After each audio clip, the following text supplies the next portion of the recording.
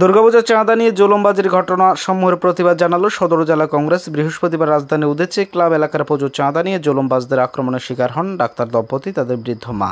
এই ঘটনা ধিক্কার জানিয়ে মুখে কালো ফিতা বেঁধে প্রতিবাদ কর্মসূচি পালন করেন সদর কংগ্রেস।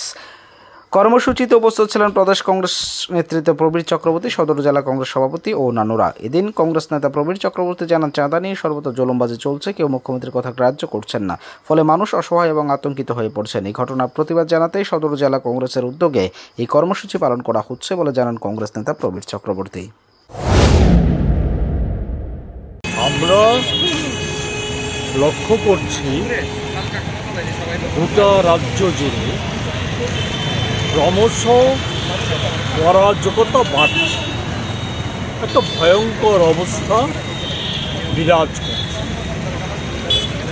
এটা শুধু আমাদের কথা নয়, আমাদের বক্তব্য নয়।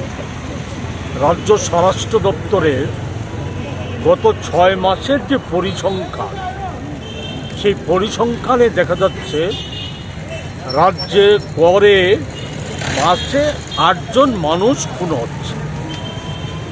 অসংখ্য নারী নির্যাতনের ঘটনা, শিশুকন্যা থেকে শুরু করে বয়স্ক মহিলারা তারাও নারী নির্যাতনকারীদের হাত থেকে রেহাই পাচ্ছে না।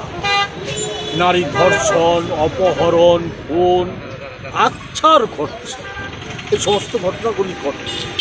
চুরি, ডাকাতি, রাহাজানি, ছিনতাই, এই সমস্ত কিছু ঘটছে।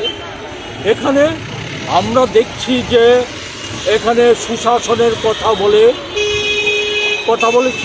গোটা রাজ্যটাকে সুশাসনের কথা বলে সেখানে শাসক দলের মুখ্যমন্ত্রী থেকে শুরু করে নেতা মন্ত্রীরা বলে বেড়াচ্ছে সুশাসন।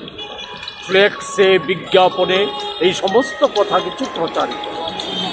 সম্প্রতি ভয়াবহ বন্যায় আমরা দেখেছি যে এই রাজ্যে প্রায় অর্ধেক মানুষ বন্যায় ক্ষতিগ্রস্ত হয়েছে, ক্ষতির শিকার হয়েছে।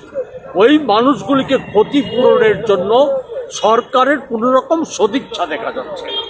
ডাবল ইঞ্জিনের ক্ষেত্রে না রাজ্য সরকার না কেন্দ্রীয় সরকার কোনো ভূমিকা ক্ষতিপূরণের জন্য কোনো ভূমিকা। Bureau report, S Bharat live 24 hours.